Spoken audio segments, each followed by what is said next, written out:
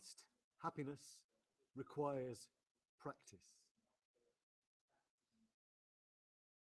Advanced happiness requires practice.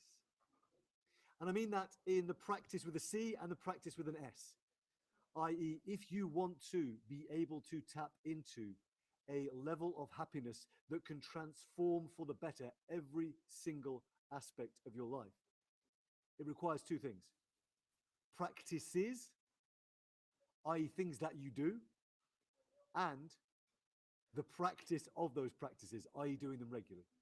Okay? And so this video is driven by my recent experiences of choosing to strategically invest in powerful time in nature in two ways. The first was last night, having a full moon fire.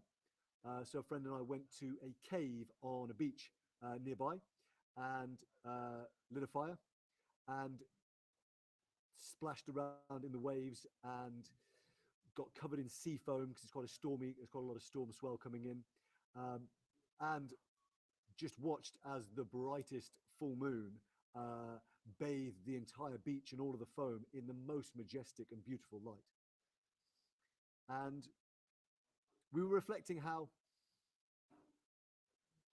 almost this is a level of reality that in and of itself brings a contentment, a happiness, a joy that is effortless. Because to be in the presence of such majesty, it is impossible to not feel like your soul is stirred, like your soul is coming alive. And so many people, particularly in the kind of new agey type world, talk about, oh, like creating magic. And actually we were reflecting that the magic is the real. That here, right now, even in Launchpad at Falmouth University, looking across here, seeing all the people doing their things, going to lunch, that even here, if I can take a moment to really become present to the deep reality, that there is also a magic that awaits, that there is therefore from that magic a level of happiness that is unlike anything I would normally experience in my day-to-day.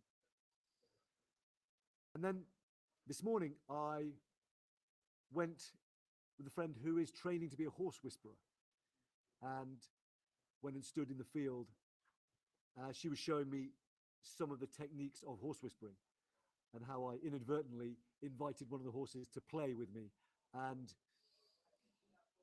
in that moment, how he was challenging me, like really nuzzling into my face, and how I had to really have a strength of presence and love so that this like being, let's be real, like this horse was another, like just a power that at any moment could have done me great injury and yet was testing me, testing whether I was going to choose love or fear, and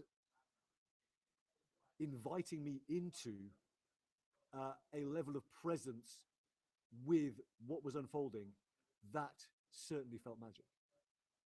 So why am I sharing this? Well, in both of these instances, the full moon fire and the horse whispering, I was making a conscious decision to cultivate flow states. And one of the things that characterizes flow states is to be brought into a state of deep focus, right? And so another word for that, of course, is presence, right?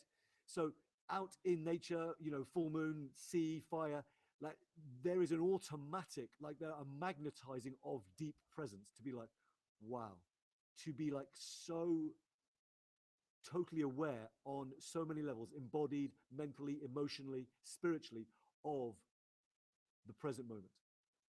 And equally with the horse whispering, that requirement to be totally aware of how I was conducting and holding myself. And what therefore unfolds is magic. And yet, even as those are quite out there examples, right? Full moon fires and horse whispering. As I said earlier, I don't believe we need to go to such extremes to cultivate the kinds of flow and presence that can then reveal what might feel like magic. And from that recipe of flow, presence, and magic, there is happiness. There is a deep happiness, like an advanced happiness, a happiness that, now that I've had a dose of it, will see me through the next 24 to 48 hours in terms of greater capacity to be innovative, creative, focused, productive.